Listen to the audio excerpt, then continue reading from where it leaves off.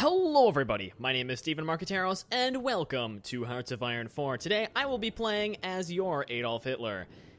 I'm not actually sure if that's something I should be saying on YouTube, but today we're going to be playing as, yes, the German Reich in a game that you never asked me to play, that I am super into right now, and have been denying everything else to play it for hours and hours on end.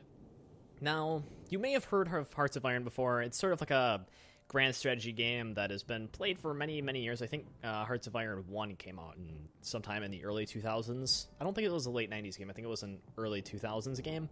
And it's a lot of fun. It's basically just a recreation of World War II where you get to do whatever you want and try to play it out however you want and sort of change history. So it's, every history major's dream, or I guess just any kid who really likes playing grand strategy video games, which is what I'm sort of doing. And I like playing as Adolf Hitler because, Hitler was one of the greatest military, failures and leaders of one of the greatest successful and least successful totalitarian regimes in the world. So, debate that all you want in the comments description. In the comments section. I don't know why the comments have a description now, but I'm not going to go through the brief history or anything of the German Reich, because if you want that, that's why I have Wikipedia, that's why I have school, lots of different things. So let's just select it and go into it. One thing I will go through is we have Bitter Loser, which protects our ideology, and General Staff, which gives us a division and a planning speed bonus, which is pretty much fantastic. Alright, so let's select that country and get into the map of the world. Yes, Nazi Germany, or the German Reich, as I will probably call it throughout the rest of this game, due to, I think, something in Germany where we can't use Nazi symbolism. This video is probably going to get banned in Germany, which is weird, but I guess that's due to the whole history of it, and I don't know, it's just weird, so let's not go into that. The German Reich starts out as a mostly fascist state. We got France, our democratic buddies over there, which we end up invading later on, and they kind of break up in a civil war. We got Poland, who just gets crushed. Finland, I'm not actually sure what happens. Sweden stays neutral. Denmark's taken over by the Reich. United Kingdom is part of the Allies, as we probably all know. Turkey, chilling. Iran, no one really knew what was happening around this time. Africa, in a state of disarray right now. No representation of local groups, but unless you really feel like going into the history of all the ethnic tribes in Africa, we're gonna mostly stay out of that whole predicament for the entirety of the game. South America just looks like South America. United States looks like, the United States. Not a whole lot of border changes in the last 70 years with the whole Western Hemisphere. Has anything changed? All this United Kingdom kind of colony area, I think there's some over here and some in Africa as well, has all been ceded to their proper modern-day nations. I think this is the Florida Keys now, and a bunch of different things. I don't know. I'm not a huge Florida expert. Oh yeah, the whole of Asia, I can't explain it. Lots and lots of stuff happened in Asia. All right, but I'm probably boring you all to death with my description of everything right now, so we'll just go back to the German Reich, look at our bonuses one more time. Some pretty cool stuff. And, I'm going to bump it up. I've played on Recruit before, but I think we're ready to go to regular mode. I'm also going to go to Historical AI focuses, so we have things kind of playing out like real history right now. I've been told that it doesn't always go that way if you play it a little bit differently, but we're gonna try to go for that, so we'll probably end up facing war with the Soviet Union at some point. Alright. And should I get achievements? Oh, let's go for it. I don't really feel like, if I screw up, I screw up. Alright, I'm not going back to change it at this point. It's on YouTube, so it's pretty legit right now. Alright, without further ado, common saying over here, let's hit the start button and go into Hearts of Iron 4. Iron Man save game. Ooh, Iron Man German Reich 1. Yes, save and play. Here we go.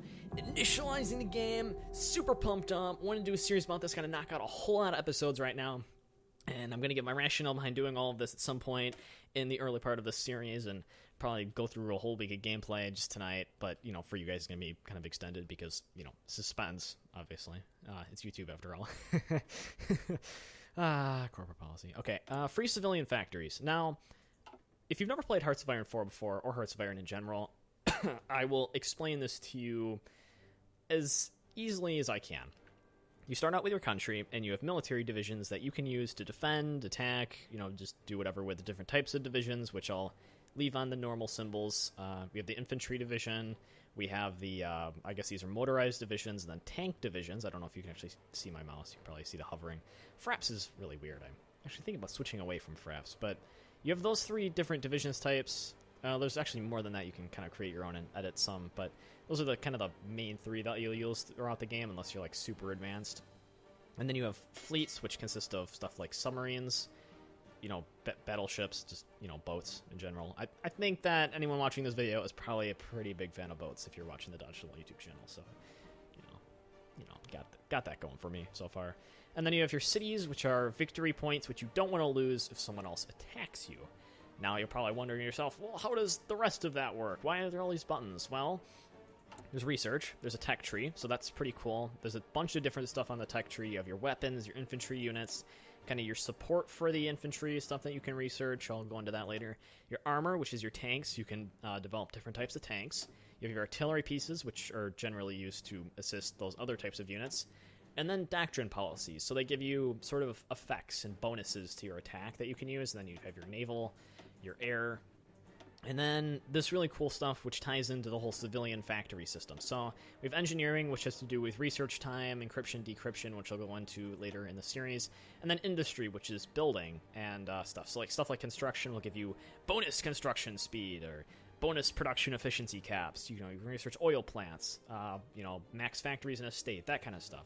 It's a lot of complexity, but you know, by the time it's like 1950, you'll be pretty done into it. I mean, going through this game once with the gameplay, you can learn pretty much the entire game. I'm pretty convinced. I've only played this a few times, and I feel decent at it. Decent. Like, I can win sometimes. But then again, you know, history always fluctuates, so, you know, back and forth all over the place.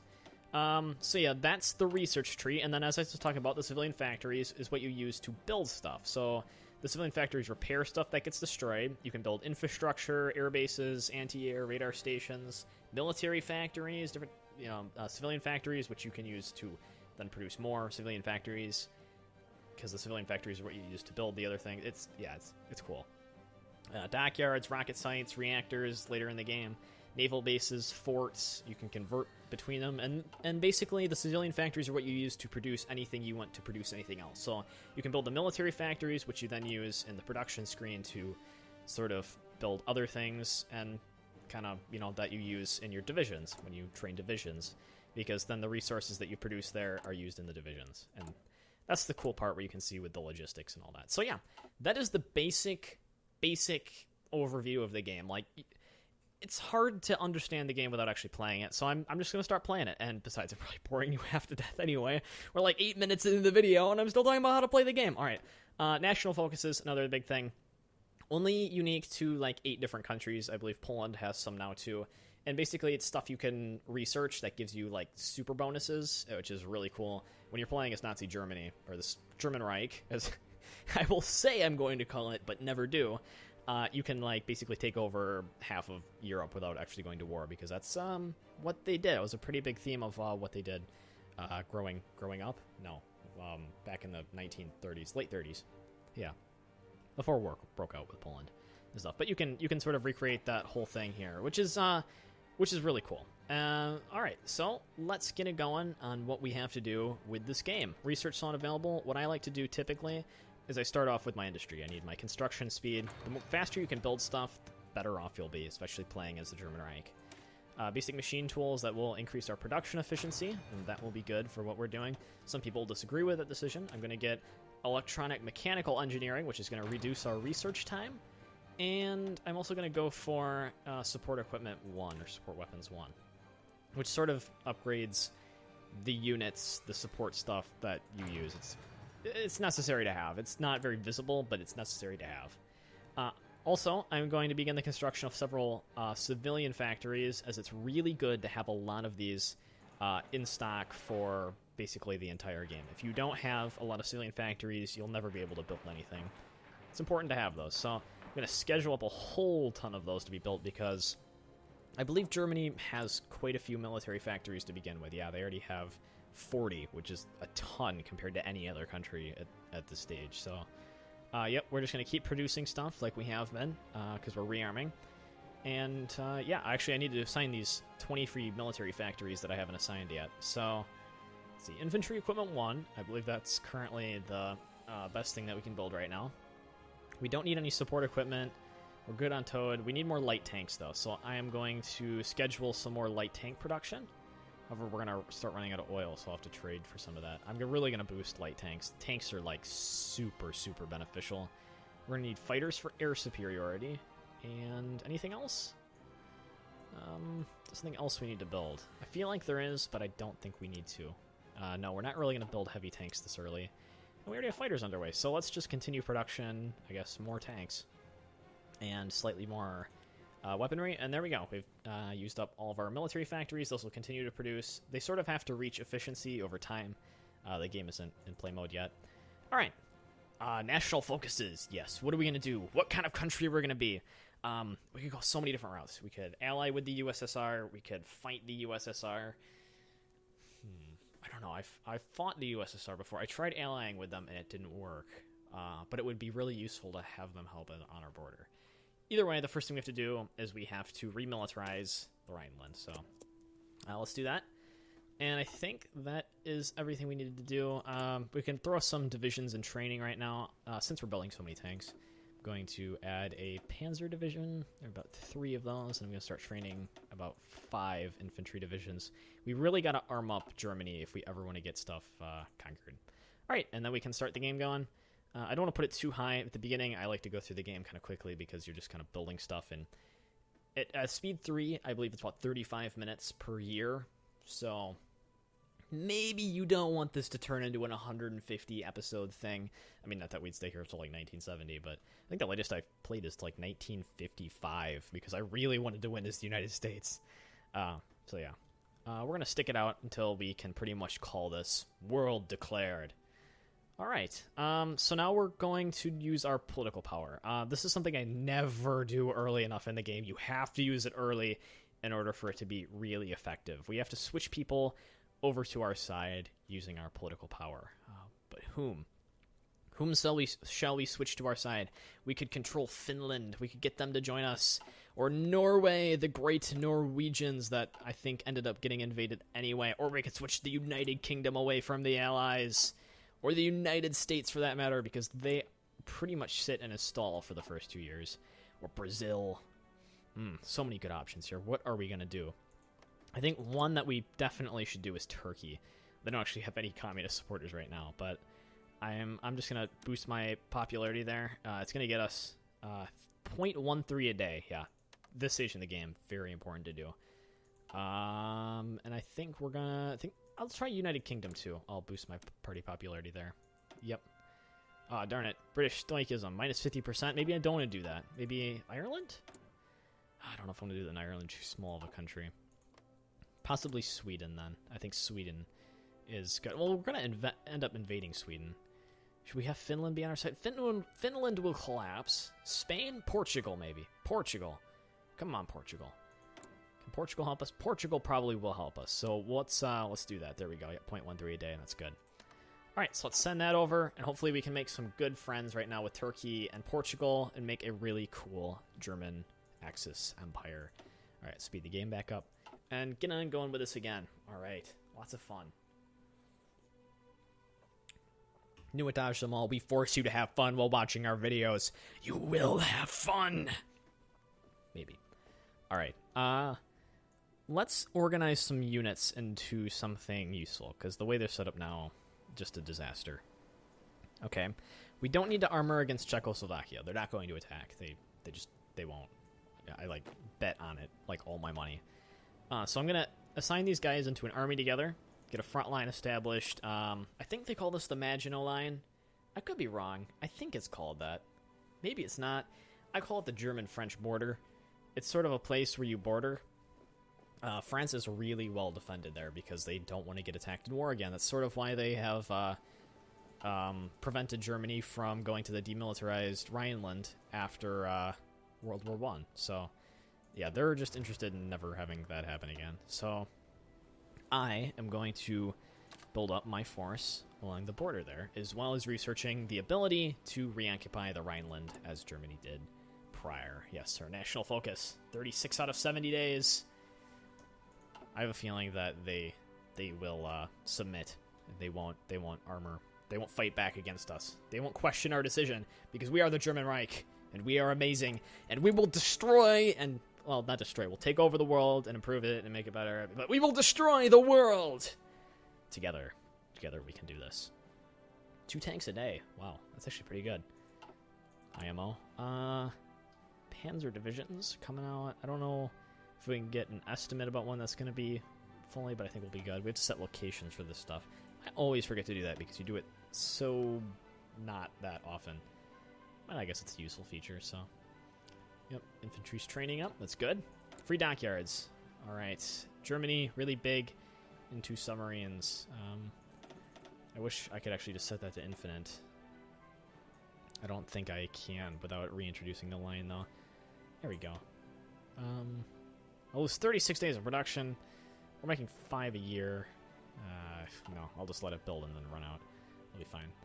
Alright, yeah, so I was talking about being low on resources earlier. We need oil. We need, like, a lot of oil. We have no oil. So let's trade. United States, you have some oil? We'll get rid of some of our civilian factories, another thing they're useful for. Get some oil back out of it. There we go. Now we can get tons of oil. We can produce things faster within our little German society going on. Let's see if we can see that boost effect there. Yep, now we're making 4 tanks a day. Look at that, we've doubled our production just by getting our oil. That's good. Very good. Now making about 1.5 Opel Blitz a day. I like that name, Opel Blitz. It's a cool name. Alright. How are we on remilitarizing the Rhineland? We're almost there. 2 more days.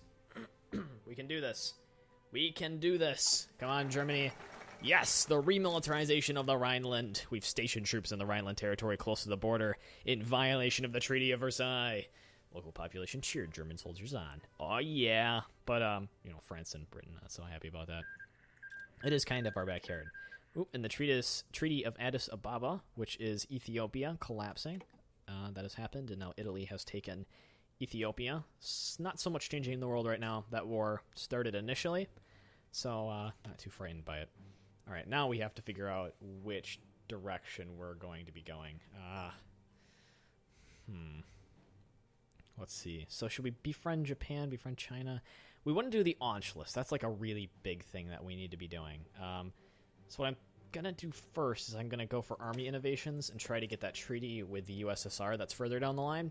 While I just seriously begin to stockpile units. Like, I just need to start stocking a bunch of infantry. The more people we can get into our country, the better. I mean, we don't have the supply for it at the second, but we will have the supply for it, and that is what matters. Okay. Looks like we have... oh, those are French. I'm looking at France right now, acting like it's me, because I just played a game as France, so... yeah, it's going to be kind of confusing for the beginning. No, our border with Poland is undefended, but Poland won't attack. I'm pretty sure about that. I'm pretty sure they won't attack. If they attacked, I would be pretty darn surprised. Alright, let's deploy out some fleets. Germany, well known for its submarines, its submarinos. So let's set some to patrol kind of nearby. There's one of our researches completing. We just want to protect near the German area, so in case we ever do go out to war, we already have a little bit of a defense system in place, so I don't end up completely destroying my naval areas on accident. Okay. Let's get our research on. I like going down this whole line of research to reducing research time because it allows you to get more done, even though it takes quite a lot of time. I'm not actually sure if it's worth it in the long run, but I like to think it is. It's cool. And it allows you to get encryption stuff. And the encryption is admittedly incredibly useful for the purposes of this game. Alright, France still very, very well protected over on their border. Not sure what I'm going to have to do about that. I'm just going to basically wait until more divisions are deployed. Spanish Civil War. Oh, civil wars erupted in Spain. Generals seeking to overthrow the current government have issued a pronunciamiento. Oh, call to arms. The battle for Spain has begun. Wow, look at that. Spain is ripped in half right now. Republican versus nationalist. What will they do? Now, Portugal's thinking, we should go fascist. I agree with that, Portugal. It's a good idea. Turkey, how are you doing? Good, good. 14% and growing, hopefully. Yep, 0.13 a day still. That's good. That's very good. And what are we doing with our... Oh, we should do something with our own political power. Don't want to not use that, so... let's get a political advisor in here. Factory construction speed is very important, so we're going to get that immediately. And I'm going to go with the... let's see, where is it? Fascist demagogue? Or do I want to... No, I want to go with the... where is the political power gain? Right there. No, I don't want to do that. So versus... There's someone who gives you political power gain. They're right there. Martin Bormann. Yes, we want him. He's going to give us a lot more political power to deal with. Now we're getting 1.8 a day, so we can go influence a bunch more countries without having to take a huge impact to our own country. There's Albania right there. What are you doing, Albania? What are you doing? Why are you chilling? Let's see if Greece. Greece might align, actually. There we go. That's going to be useful for us.